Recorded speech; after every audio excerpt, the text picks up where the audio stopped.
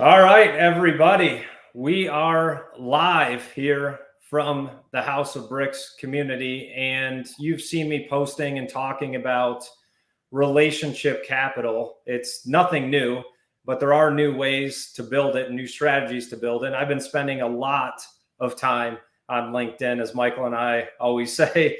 I'm on LinkedIn all day, every day, and that is not an exaggeration. And what I've learned over the last couple of months is the value, which again is nothing new, the value of building relationships authentically. And when you look at the LinkedIn platform, it has over 1 billion users on it, but I think the numbers, 10 or 15 million are actually active on it. So I see an incredible amount of white space for the next 12 months and continuing on past that for people to grow and not just monetize LinkedIn, but that's what relationship capital is. You're building relationships where you can add value and receive value. And there are so many different ways to build it successfully. But I've also noticed that just like anything, people are now monetizing yesterday's success. So I had an Amazon business. We sold supplements, very competitive market. And there are all these Amazon gurus that are going to teach you how to, build a multi-million-dollar business in 12 months on Amazon. Well, they were living off of yesterday's success. So the gimmicks and tricks of the trade that worked for them to start the business, they monetized it there, and now they're monetizing it, teaching other people how to do it, how they did it, but it doesn't work anymore. It doesn't work that way. And so I have Michael joining me today. He joined the House of Bricks in May. He's been a huge impact. If I call him an expert on LinkedIn, he'll correct me and say I'm not an expert. I'm not. So, well, comparing him to me, he's an expert. So he knows what he's doing. So Michael, welcome to the House of Bricks Live. It's a pleasure to be here as always. Great. So listen, you and I, we started working together back in May. There were things that I was trying, all these top of funnel strategies, and hey, we've got a few mutuals in common and all this top of funnel stuff. And we were just filling our pipeline with trash, right? We talked with people that didn't need what we have or couldn't afford what we have. What are the top 3 things that someone should not be doing on LinkedIn? Well, the number one thing you should not be doing on LinkedIn is actually the opposite, which is not being on LinkedIn. Okay. Step 1, get on LinkedIn. Step 1, get on LinkedIn. That's number 1. And the number you gave is actually 300% higher than what it is. It's 3 million people are actually actively engaged a week. Wow. And so when you talk about white space, LinkedIn is a 20-year-old platform. No one has done it yet. We're not talking about it's too late. It's not even early yet. Like people don't get it. And what's incredible is and I talk about this, a lot of people talk about this. Peter Lasowski in our community has written 10 books about this, is talking about this. There's been 2 LinkedIns already that I believe in the evolution. The first one is the resume. I don't know you. I don't want to connect with you. I need a job. I'll go out there. If you're looking for people, you post on there. That was the first LinkedIn. Then we hit 18, 19, 20, the pandemic. People started realizing they can make money on LinkedIn. That was the Justin Welsh craze, where it's like, we can come in, we can start selling $99 courses that 3% of people are going to take, even though everybody's going to buy, and nobody's going to complete them. So that's LinkedIn 2.0, how to make money on LinkedIn. The problem there, though, is that the people who jumped in on LinkedIn as entrepreneurs and trying to create a business on LinkedIn, not successful off of it, then building further, what they all came in is like, oh, I want to make money here, because they got laid off, fired, or they wanted something new. So what we have is pitch slapping like crazy, because these people don't have a choice but to monetize. And because when that happens, they're going, I have 1 billion people on the platform. Let me just pitch slap and send a bunch of messages and play the numbers game. You don't have 1 billion people. You have 3 that might see it. There's 130 that may see it within a month or 3 when they log in. But for the most part, your active captive audience globally is 3 million people. So if you're pitch slapping a bunch of people, whether they're a right fit or not, you only have 1 shot to pitch slap. And when you do it and they say no or block you, you have burned not only that relationship, but like you say, you've burned the relationship capital flywheel of everyone they know that they could introduce you to if you did it the right way. Yeah, that's great advice. And when these vast opportunities exist, people are, it's kind of like a casino, right? You see all this opportunity, you're just putting money in the slot and hoping you hit the jackpot, but it just doesn't work. I've tried it. I've bought courses, I've tried nurture sequences, I've tried adding random connections all the time, just burning out that 250 every week or whatever the number is. So the first thing is obviously not to pitch slap. You don't go to a cocktail party and just run around and pass out your business card. Like, you want to interact with people as if you were meeting them, trying to build a relationship. So we got that out of the way.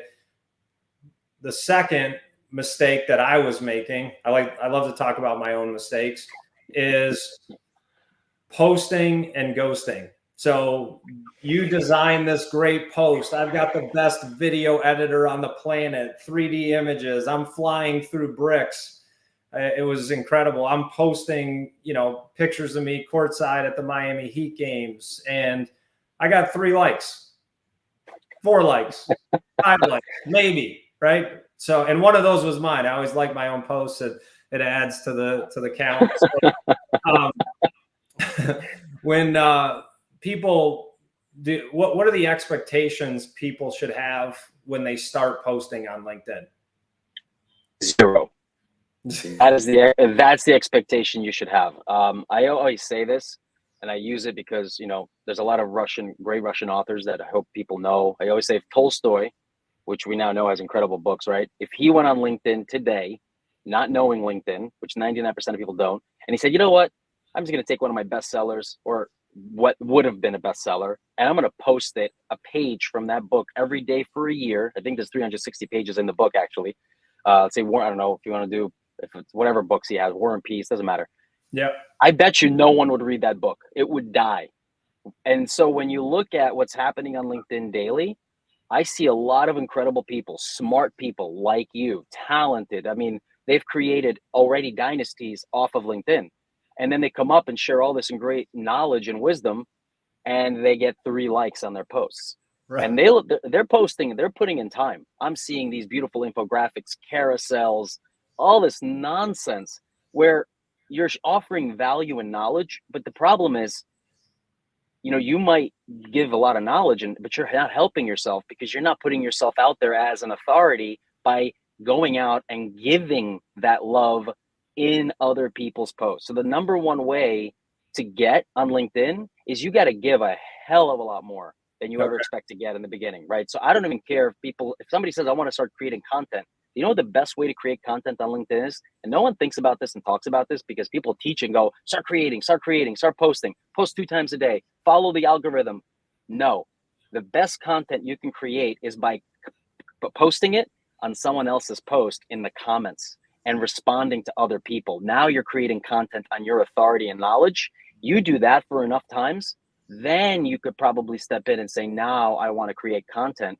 Because a lot of people start creating content and sitting around and waiting and hoping something happens, but they don't even engage with their own comments, let alone other people's. So the flywheel begins either simultaneously, where you're doing 50 whatever comments, showing people love and offering your own content, or just living in the comments of other people's posts and creating content that way, which will then drive interest to your profile and what knowledge you have to offer. Yeah, and this is so good. And I'm going to go back to my point about Amazon. Like, I didn't even know what I was doing on LinkedIn. Well, I still don't know. So I have Michael to coach me, but I'm working on it, guys. Hey, I can't be good at everything. So I could see it. Like, this is Amazon 2.0, whatever. Like, this is people monetizing yesterday's success. Like, as soon as you see a course for something, like, come on, you think you can buy a course for $99 that is going to teach you how to be successful on a platform with 1 billion people, 10 million are active, and everyone wants their posts to be seen. If I knew how to do that and win, why would I put it in a course and create more competition for myself? So you can have the best course in the world. You can have Michael record a video and tell you everything you need to do, but the LinkedIn algorithm is like the weather. It's very tough to predict. No one knows where the wind comes from or where it goes. And it's not a set it and forget it thing, right? You can't just create a strategy and then it just works, right? Continuously. Look, the strategy works where you set it and forget it. If you're Justin Welch, Justin Welch has been doing this for 8 years. He is the pioneer of what LinkedIn needs to be and how it operates. As a matter of fact, what I would love, he's a connection of mine. I'm going to send him a personal text message and ask him out of curiosity for the $99 course he sells, which by the way, everyone loves. What is the percentage of completion he sees? He's got probably the best $99 course out there because it truly goes to the basics. He actually doesn't care about people, doing competition. He wants them to go through it. He sells millions of dollars of these courses a year.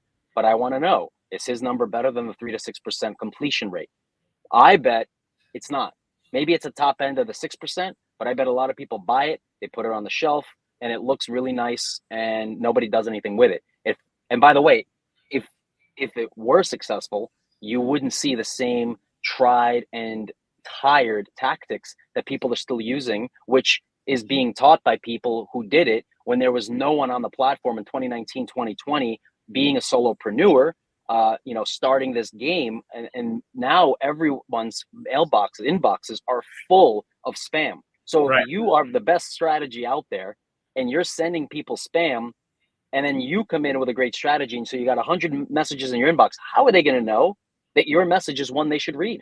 Yes, it's great. I love it. But why would they read your message when they have it's like email. Do you want to go through 100 email to figure out which one is actually valuable? No.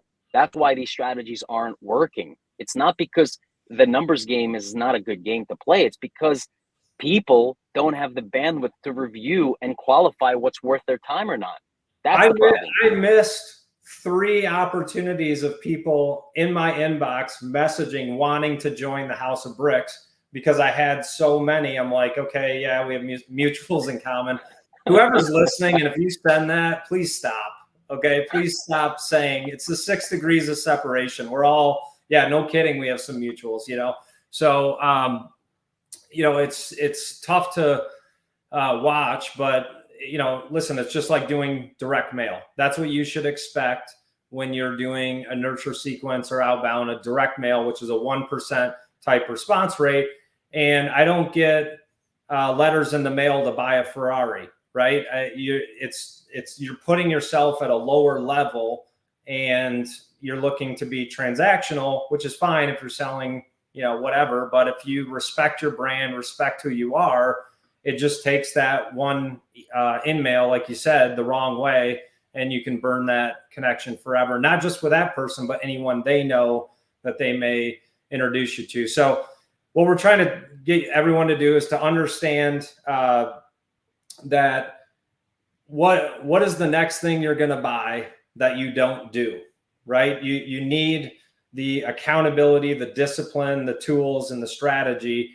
And we talked earlier about the relationship capital flywheel. So I just want to explain that to people and actually how you can use it on LinkedIn. And so the relationship capital flywheel is you have a mentor, right? You find someone that is where you want to go. So you can go on LinkedIn and say, hey, I want to be like so-and-so on LinkedIn, start engaging with their content. That's a mentor for you. They start to see what you're doing. Then you find peers that are climbing the mountain with you, fellow entrepreneurs, fellow CEOs. You start engaging with their content. And this is where you can give on LinkedIn even more, is find someone that isn't where you are. It doesn't have to be someone with 1,000 connections or 20,000 connections. It could be someone with 500 or 1,000, because your engagement will stand out to them and they will come back and engage with you. So they see, wow, Michael's engaging with me. He's got 22,000 connections. Boom, they're all over every post that you put out, and they, that interaction, and you're giving to them. You going and commenting on their posts is going to bring, more traction to it. So that's the give first mindset. And then at the center of the flywheel is the most important person. It's you. You have to be at the center of that flywheel and investing in yourself. And I will tell you, sharing about your business success or posting about some conference or trade show, no one cares. No one cares about that. They want to meet you authentically, who you are, share your story, talk about your family. Michael's getting arrested right now in New York City, so we have to tell our story authentically. So you brought up something interesting. Not the part about me getting arrested, even though I've been posting. A lot of people have been reaching out to me, believe it or not, asking me if I'm okay and offering. By the way, and I want to mention this, the posts that I've been doing about making sure you fill up your Rolodex, not your follower count. You don't know how many people have sent me messages, direct mail, saying, "Hey, brother, here's my phone number. Call me if you're in jail." I don't know if people think about this. It's funny, but I want you to think about that. Strangers I don't know are sending me their phone number saying, "I got you if you need me." Wow. DM out of that post. Now you tell me what that tells you.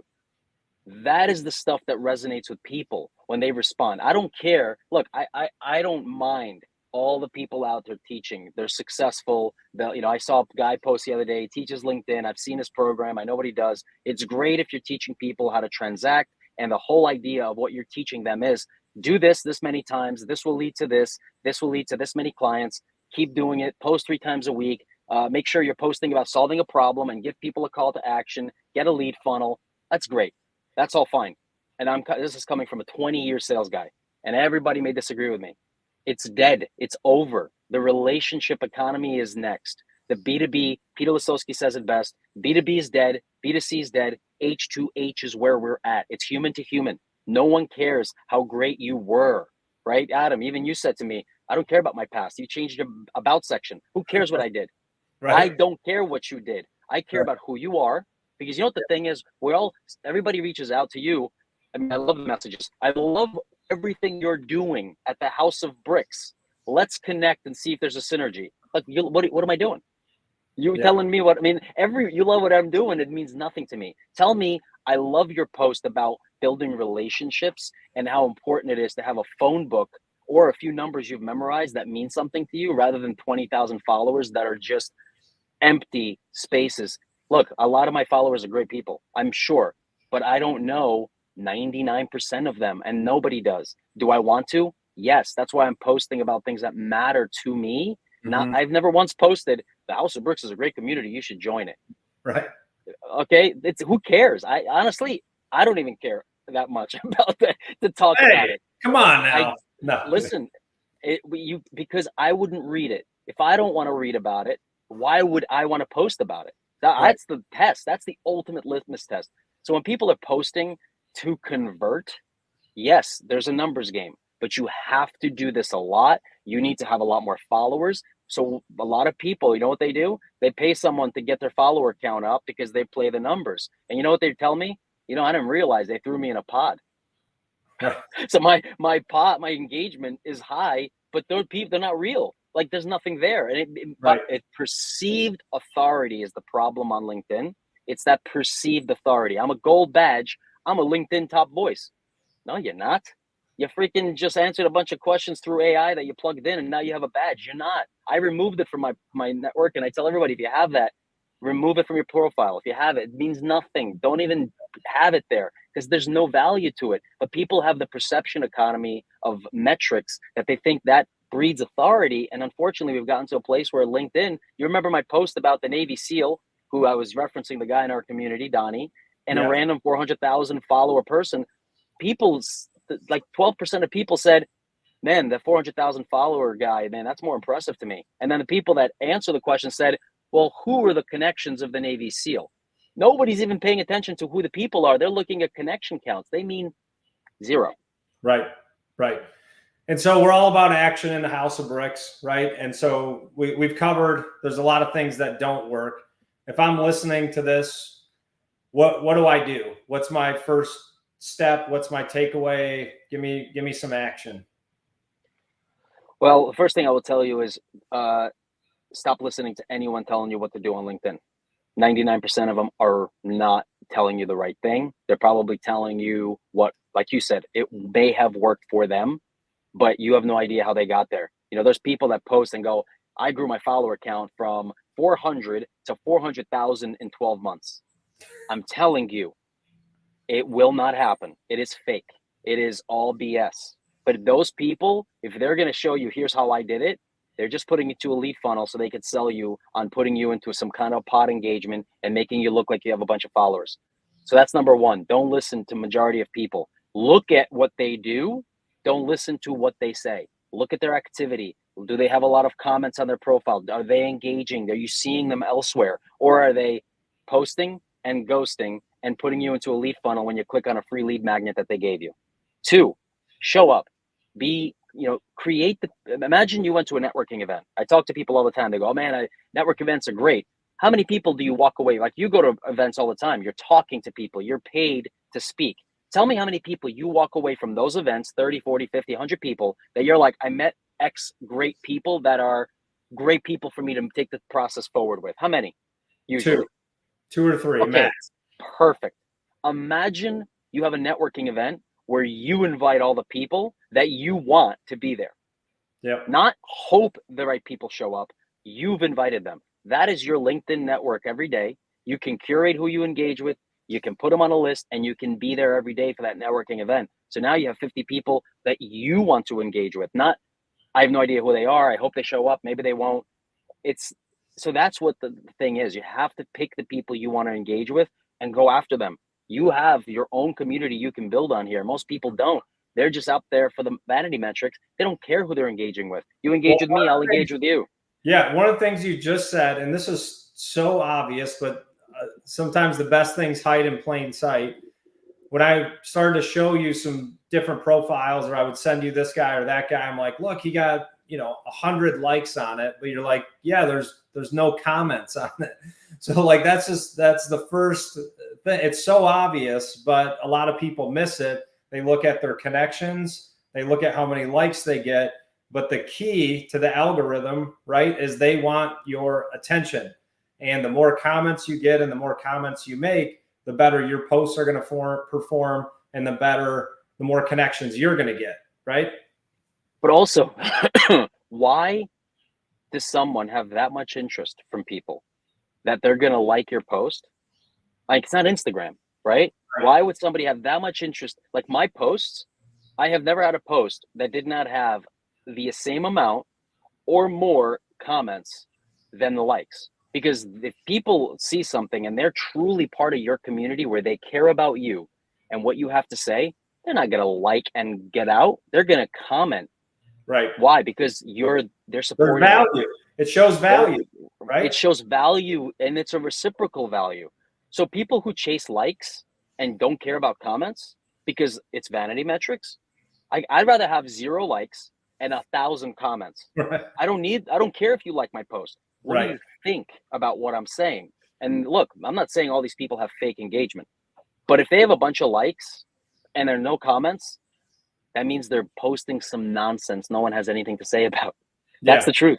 And so and by the way, another thing is, maybe they work in a big company and they have 1 million people that work at the company, so they got 100 people to like what they posted, but they're not going to comment on it because they don't care.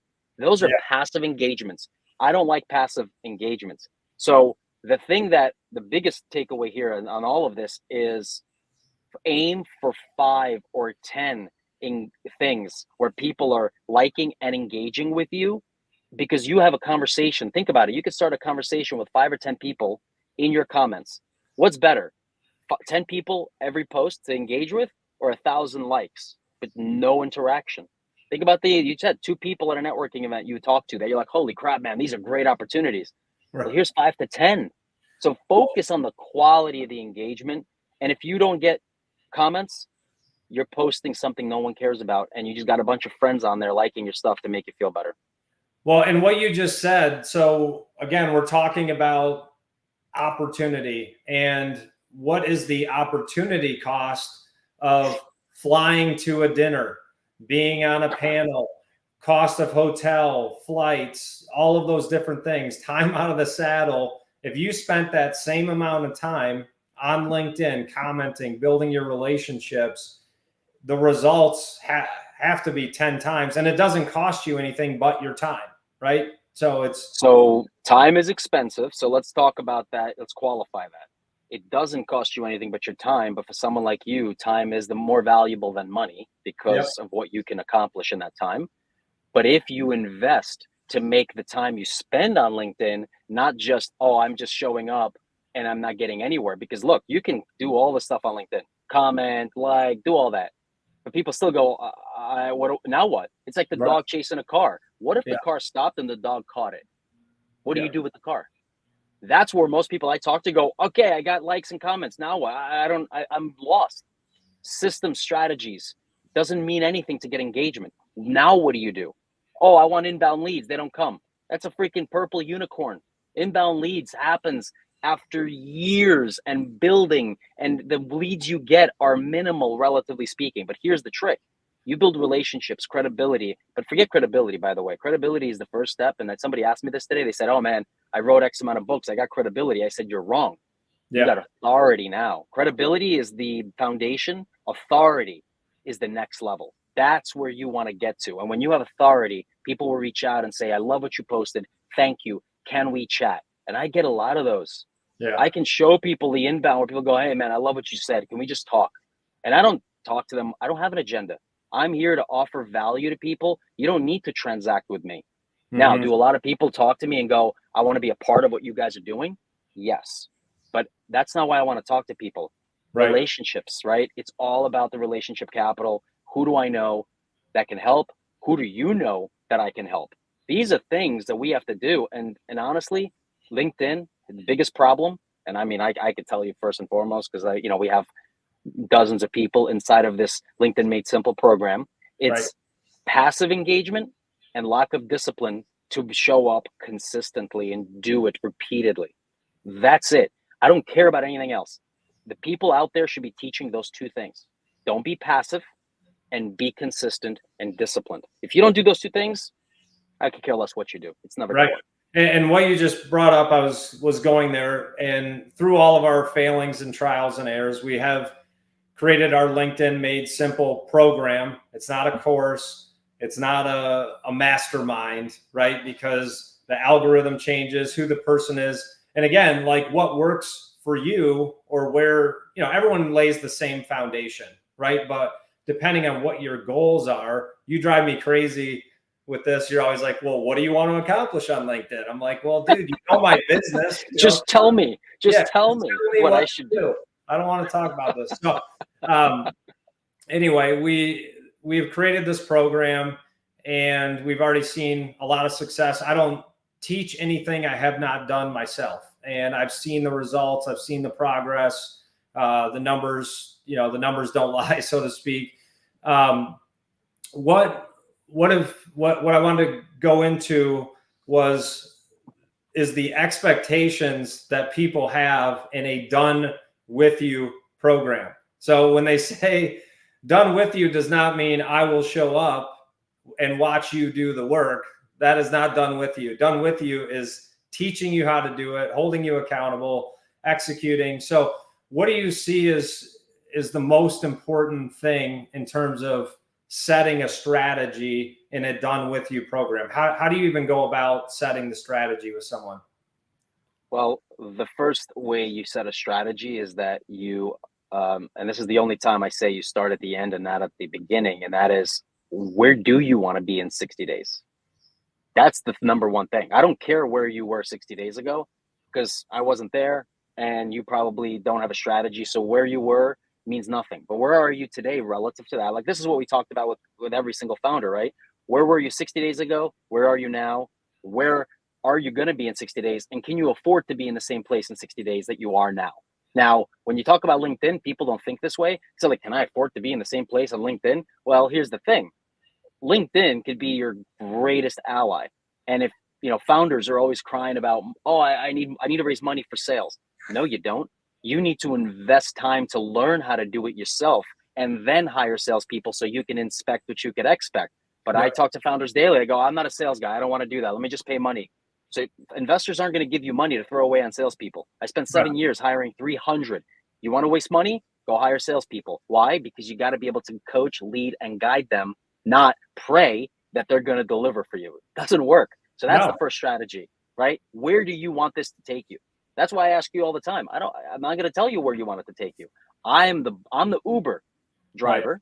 Yes. But you ever get into an Uber and go, take me home.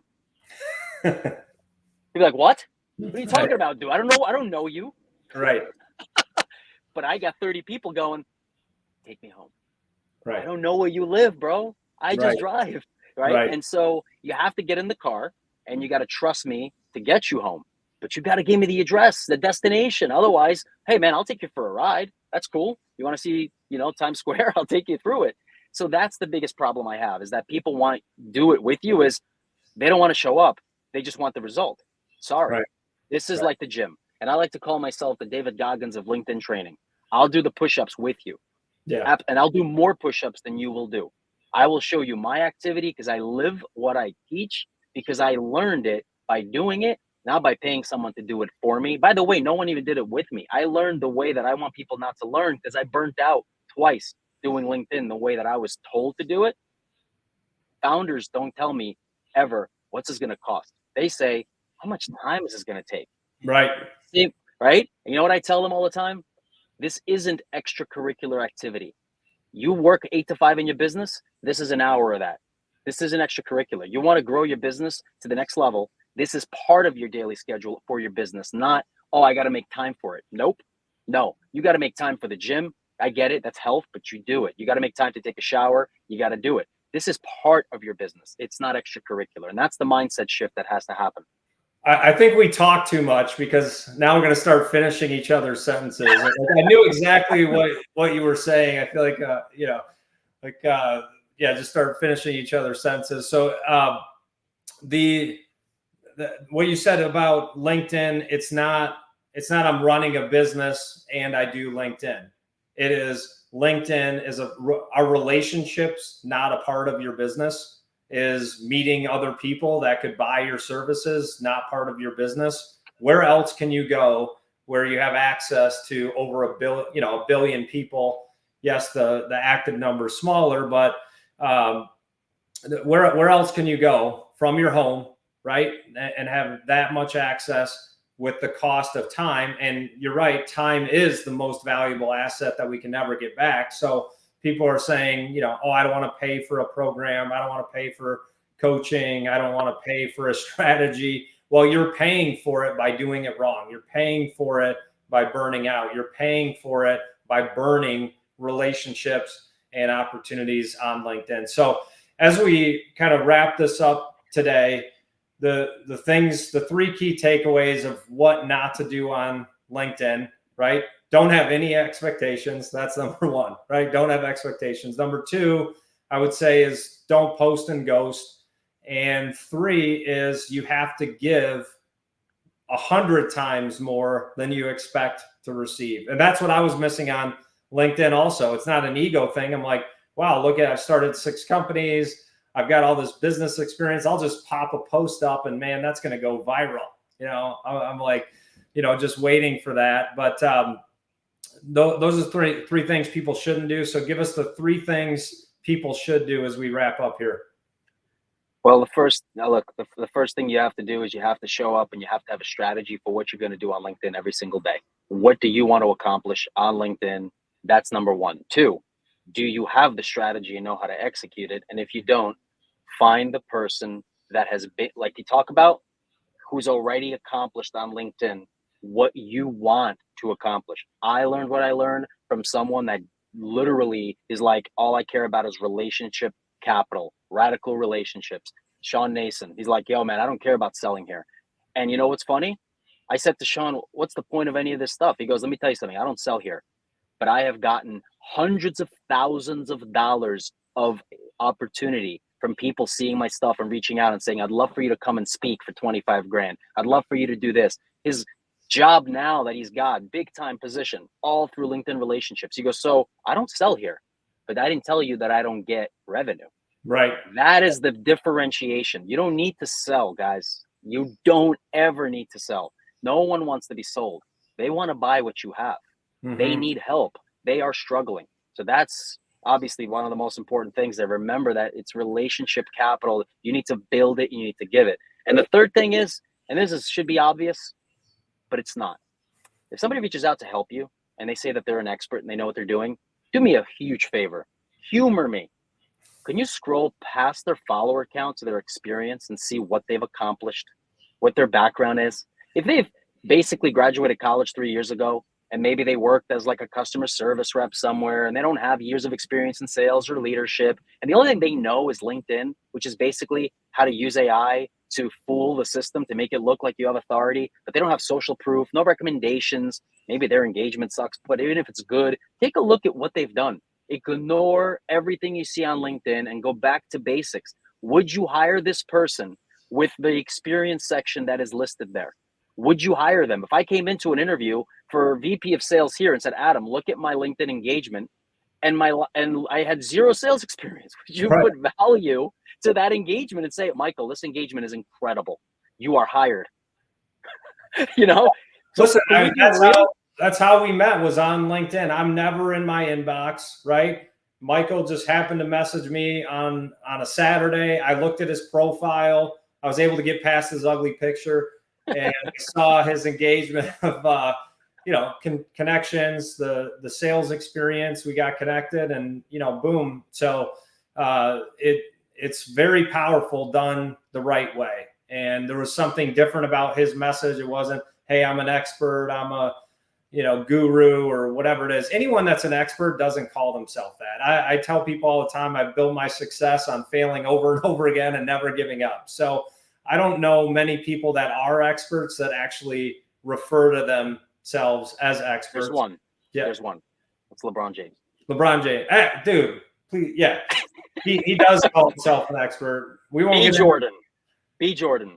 Okay? Yeah. Be Jordan. Like, let your credentials speak for themselves. By the way, and this is something that I hear spoken to a lot. I know David Meltzer says it. If you want to be successful here, don't sell to people. Build enough value where you have people so happy about you, they sell you for you. Yeah. They're your ambassadors. That is how you 10x your business. You can't sell to 1 billion people. But if you got the 10, 30, 20, 40, whatever of the right people that you have helped, they all know 5 people. That's where you 10x your business. You have ambassadors out there working on your behalf because you've done kindness and goodness. You see me talking about kindness, lay a foundation of kindness. Guys, I'm not full of it. I tell people all the time, you want to reach out to me? I guarantee you I will respond. You want me to introduce you to someone? I will introduce you to someone. You want me to help you, give you advice, whatever you want. I respond and I put myself out there because most people won't. And they think I'm using it as a gimmick. It's not a gimmick. That's what you have to do here, because that's what matters. It's people, so don't trust people, trust, but verify, look at what they've done, look at social proof, and the people will emerge that you should trust. It's an easy metric when you ignore the glaring stuff in your face, which is the vanity metrics and the likes and the followers and the perceptual stuff that doesn't matter. The most successful people you should listen to on LinkedIn, they didn't make their money on LinkedIn. I guarantee it. Right. All right. Well, Michael, thanks for joining from the car there. I know you're out, and so appreciate you jumping on. Appreciate everyone listening today to another House of Bricks Live. Some incredible insights that we've given you of what not to do and how to get started on LinkedIn. Just get on there. It's easy to give to other people. It's easy to comment. It's easy to like. Start building your network. Build that relationship capital flywheel. It does take some work.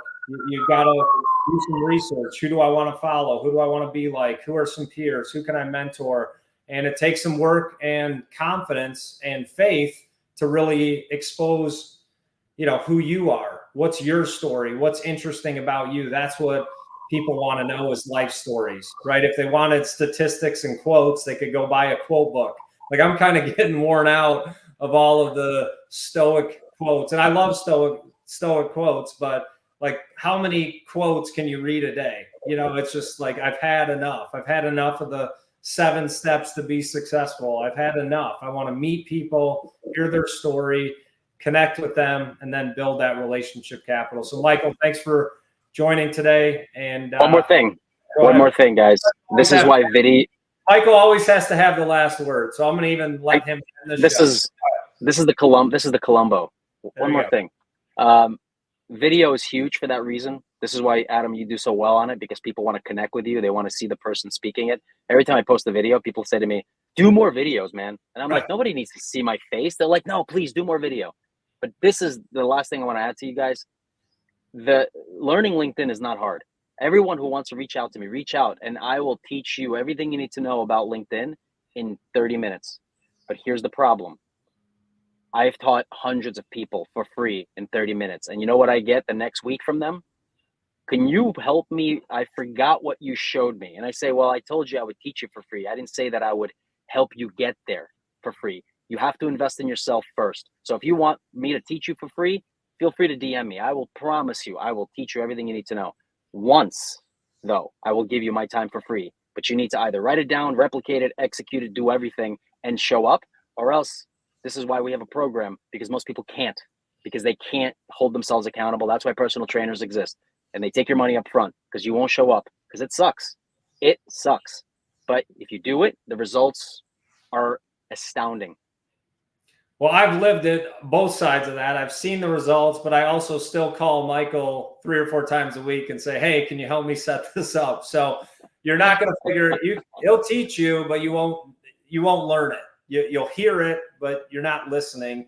And it's a test, fail, learn, grow process. Like you even, showed me the analytics on LinkedIn are terrible, right? Like the ability to see the engagement. So some of the tools that you have taught me how to use and that we're using in our community in the program are the biggest game changer. Who's engaging with your posts? Which posts are working?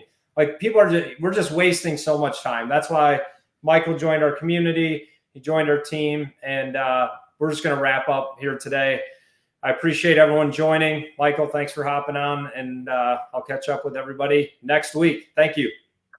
Thanks, guys.